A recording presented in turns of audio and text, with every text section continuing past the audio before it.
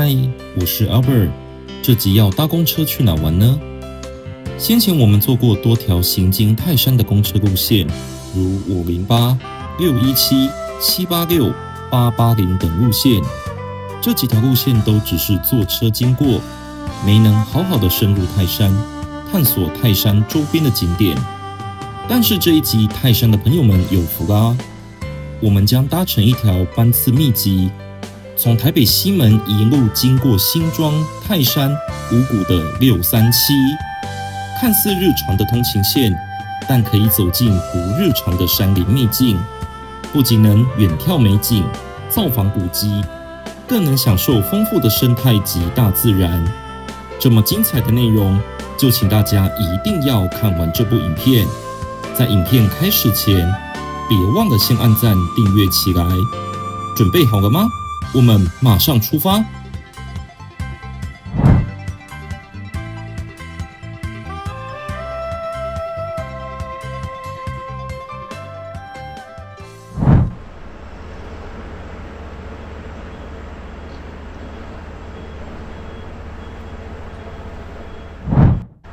OK， 各位朋友，现在我们人在捷运西门站的3号出口这里。这一集我们要来搭乘的这一条路线是637，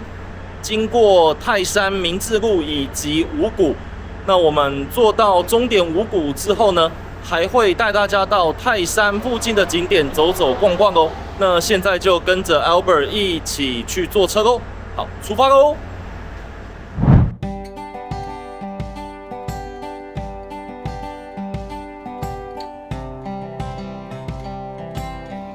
我们将从捷运西门站3号出口附近的宝庆路公车站牌，搭乘回程的637，由西门折返回新庄、五股、泰山。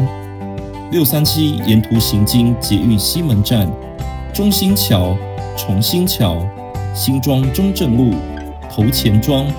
辅仁大学、明志路、明志科技大学、泰山区公所、五股服务社。最后到达终点三重客运五股站，全程2段票由三重客运营运。若是在宝庆路上错过了637，其实西门商圈这带有多支公车站牌都可以搭乘637，如贵阳街、博爱路、开封街上的台北邮局、中华路北站等，到成都路上西门市场、西门国小站牌后接回原线。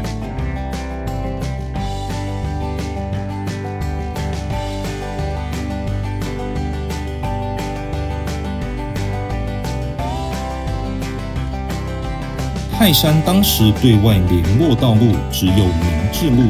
泰林路，得先绕到新庄、三重才能进台北市。五股、泰山、新庄早期尽是满满的公务客运，最方便到台北车站周边，就只有泰山经中兴桥到台北。泰山中兴桥台北早期由公路局营运，交通部在1974年开放路权。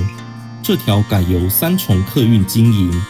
当时的车辆没有冷气，服务不佳，初期诟病不少，直到1980年更换冷气车后才逐步改善。营运了10多年后，1998年8月27日这一天，三重客运将旗下部分公路客运改成联营公车路线，于是泰山中兴桥台北多了一个号码637，与公路里程计费时代挥别，才分段制收费。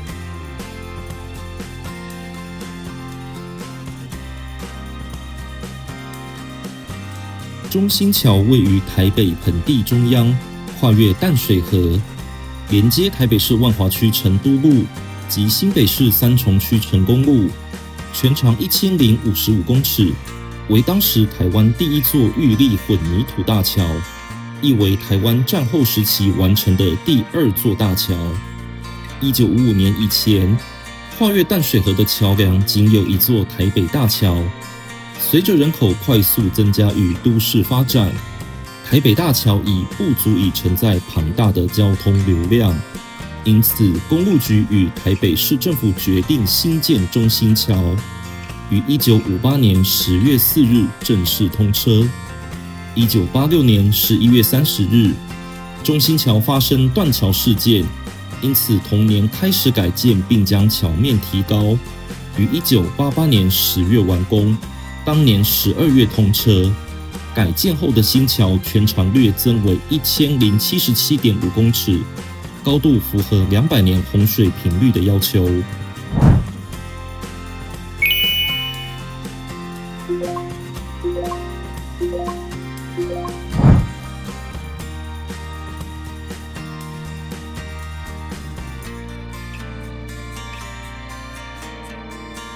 走完中兴桥，再经过重兴桥就可以到新庄，从三重重兴路连接新庄中正路到桃园，新庄中正路行经头前庄、新庄老街、辅大、丹凤、回龙街、桃园万寿路。根据新庄市志记载，前身即为第一省道新庄桃园段，这段在清雍正时期便已存在，日本时代曾作为军事用道路。这段路段格外重要，不仅有多所学校经过，沿途更是有相当重要的地标，不论尖峰还是离峰都有一定的车流量。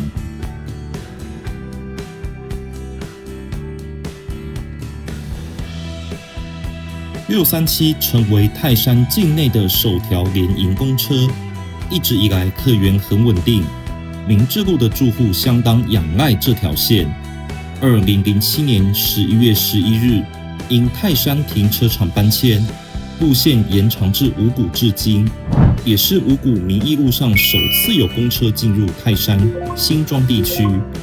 台北线改至新北市后，几乎改成联营公车路线，而637又因有着稳定的载客量，多了一个跨区干线的称号，与双北市区公车转乘享第一段半价优惠。我相信637未来依旧会肩负起新庄、五股、泰山往返台北的通勤责任。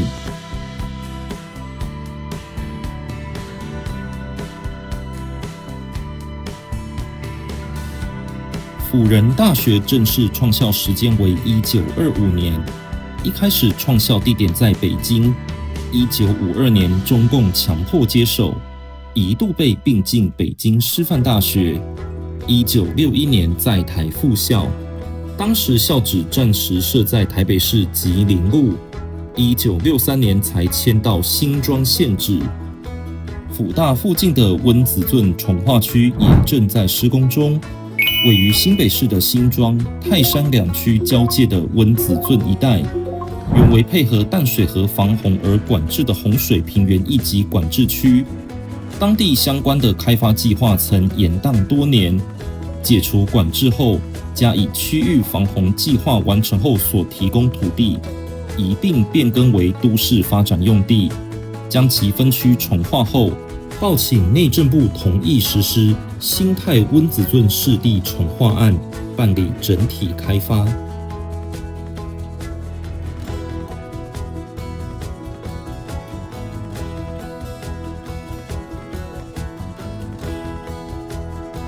经过辅大、丹凤之后，转进明治路往泰山方向前进。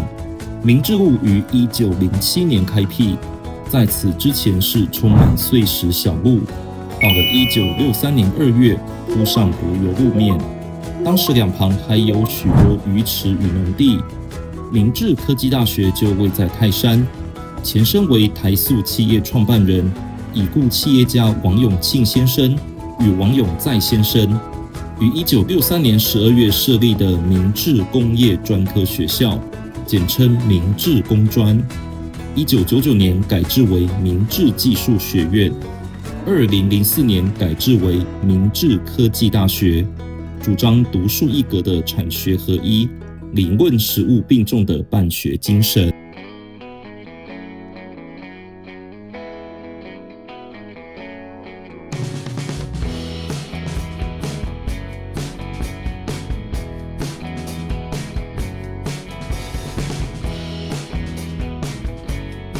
泰山旧名山脚，因坐落于林口台地之山下，自古依地理环境而习称之山脚，为早期移民划地为田的首选。经过下泰山岩，是位于明治路的庙宇，主祀福建泉州安溪的高僧显应祖师，建于1875年，由三姓谭岳合资自起脚泰山岩分灵建庙，又称下泰山庙、山脚下庙，简称下庙。而起脚泰山岩称为顶泰山岩，刚才坐车也有经过。顶泰山岩及下泰山岩为泰山人的在地信仰中心。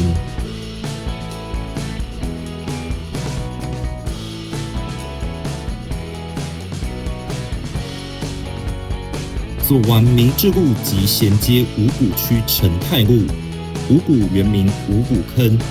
根据一纸清治乾隆年代的契约，出自乾隆38年正月刘半郎退还田契字契约，记载新直山下外庄五股坑口，明确地指出五股坑原名为五股坑。道光年间，台湾闽南人、客家人逐渐迁入，五股坑即简化为五股坑，再转音为五股坑。日本时代再简化为五股。1984年五股工业区成立后，成为重要的综合工业区，商业活动主要集中在成泰路一带。成泰路顾名思义就是连接五股成州到泰山的道路，拥有正式、文教等机构分布如五股国中小、五股区公所、成州国小、五股国民运动中心等，也是五股区的人口主要分布地区。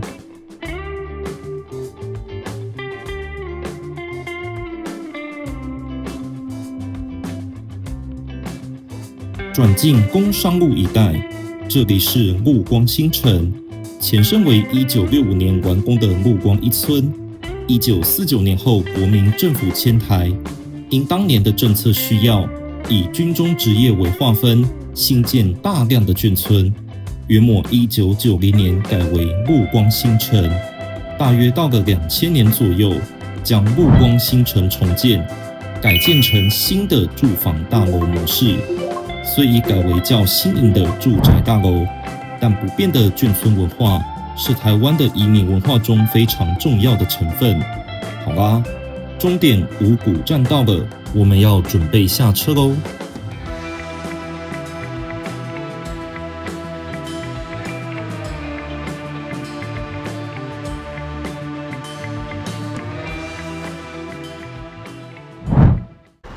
OK， 各位朋友，花了差不多70几分钟的车程，我们终于顺利坐来三重客运五股站这里。那紧接着我们就要带大家到泰山附近的景点去走走逛逛喽。那现在我们就出发喽。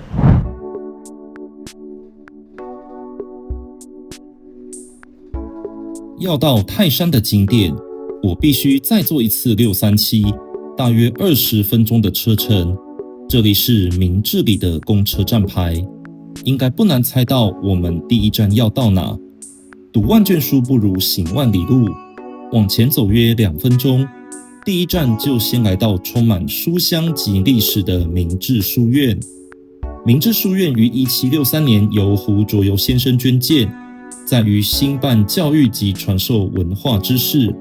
并于2003年评定为历史建筑。现今泰山仍保留明治、义学等地名、墓名，以纪念胡卓游先生兴学的义举。明治书院为大甲溪以北最早的书院，因此称为北台首学。现在所看到的则是2005年整修完成后的样貌。大厅内供奉有紫阳珠夫子神位及共生胡卓游路位，两侧墙上则能看到书院沿革和建筑修复过程的介绍，并展出一支由块木及植物毛制作的毛笔及1:30的明治书院模型，亦可在此随喜参赞，求取智慧笔，保佑考生们金榜题名。本来我只是想借个厕所，却意外地被导览人员带到旁边的这间养堂教室。据了解，这里会开设书法班，读经班等。教室内也挂上得奖的书法作品。若对书法、读经有兴趣的朋友们，可以询问明志书院的导览人员相关课程办法及上课时间哦。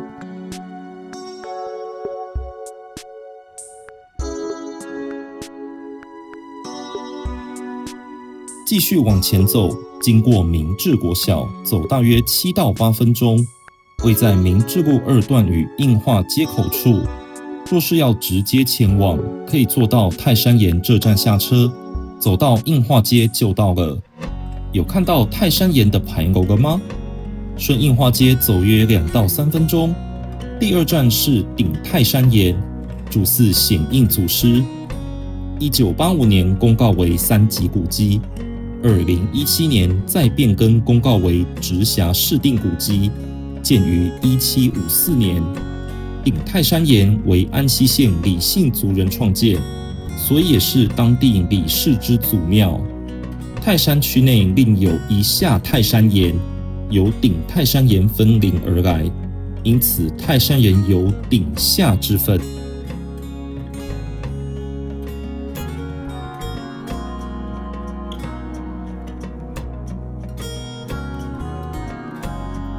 在顶泰山岩旁边为映化大排生态治水园区，经过窄巷后，仿佛来到桃花源一般。古人陶渊明所著《桃花源记》提到：“出极狭才通人，复行数十步，豁然开朗。”我想就是这个氛围吧。映化大排原本是明治里的一条野溪，旁大多都为私有地，多半辟建为菜园、槟榔树或是堆满沙砾，相当混乱。因此里内环保志工后来向地主承租土地，打造出映化大排生态园区，提供给民众休憩赏花之用。映化大排利用地势规划有花圃、石阶步道、花廊及水池，并栽种许多鲜花，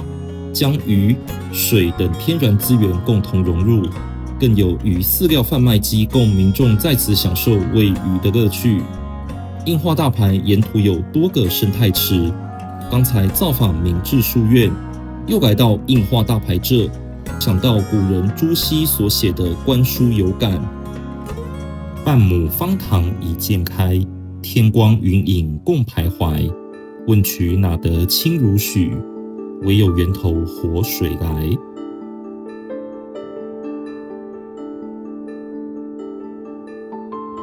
继续往上走，来到泰山齐头步道的登山口，全线都铺设良好的石阶路，沿路的风景和视野相当棒，吸引许多民众到此登山健行。齐头步道其实是过去的一条古道，是顶泰山岩所在地的旗子角与林口台地上的大旗头之间的旧路。齐头步道途中有2座土地公庙，会先经过齐头福德宫，又称下土地公庙，规模虽不大，供奉的福德正神保佑着登山客们旅途平安，并提供座位和茶水供民众享用。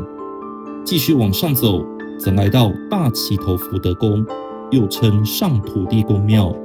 和下土地公庙规模差不多，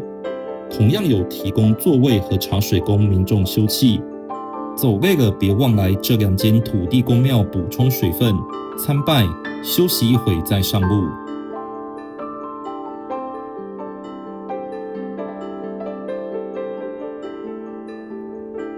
来到齐头步道的中后段，继续往前走，可接到南林路上的南亚塑胶厂，另一条岔路可通往山顶公园。我决定到山顶公园一探究竟。步道由石阶路段转为土坡路段，但就这么一条路，所以不会走错的。街道柏油路面，缓坡地形相对也较石阶路面好走些。接出来是明志路2段136巷，右边有条小径，再走约5分钟，山顶公园就在不远处，为环台北天际线第8段之一段。放眼望去，尽是满满的健身器材，有相当多朋友来这健身、运动，甚至是遛宠物等。这里的健身器材一应俱全，且完全免费使用。旁边的观景台视野相当棒，若天气良好，更可以看到台北101北投焚化炉呢。但还是要提醒大家，来这使用健身器材，务必照正确方式爱护使用。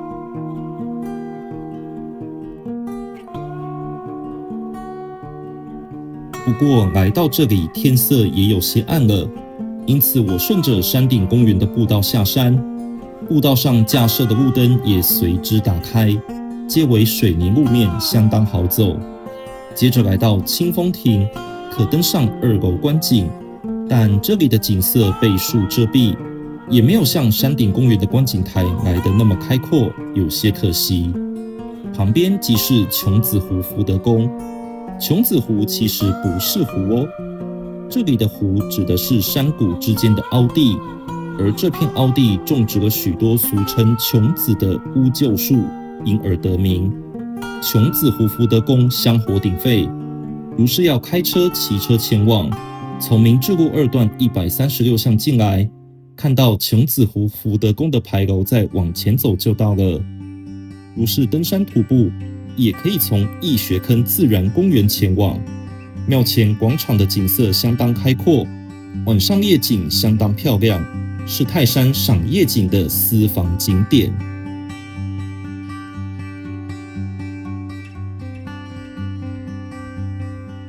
顺着义学坑自然公园一路下山，沿途还会经过赏鸟平台，天气良好，还有机会看到台湾蓝雀等多种鸟类。这里也是环 O 型登山的好选择。义学坑自然公园旁就是义学坑步道，沿途皆是木栈道、阶梯路面，沿线生态环境丰富。义学坑位于山脚断层上，步道高低落差近200公尺。这里的阶梯高度和齐头古道来比，相对落差较高，阶梯路段也较多。若是不想爬这么多阶梯，又想环 O 型步道一圈，建议可以从顶泰山岩旁齐头古道上山，经山顶公园后再接义学坑步道下山。此外，晚上的时候义学坑步道没有什么路灯，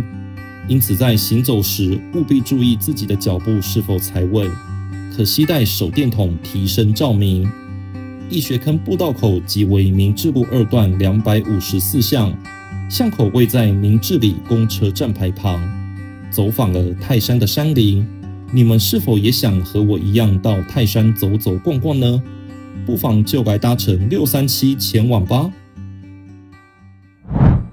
OK， 各位朋友，现在我们人在义学坑步道口这里，总算是走完一圈出来了。现在的时间才不到5点半，天气就已经全黑了，还是要提醒大家，在天黑的时候走山路下山要特别留意自己的脚步哦。这一集带大家走了明治书院、泰山骑脚步道、映化大排以及义学坑步道，行程非常的充实，希望这一集的行程大家会喜欢哦。那这一集的影片就为你录到这边，喜欢我们的影片欢迎按赞、订阅、分享，并且开启小铃铛哦。我是 Albert， 我们下一部影片再见喽，拜拜。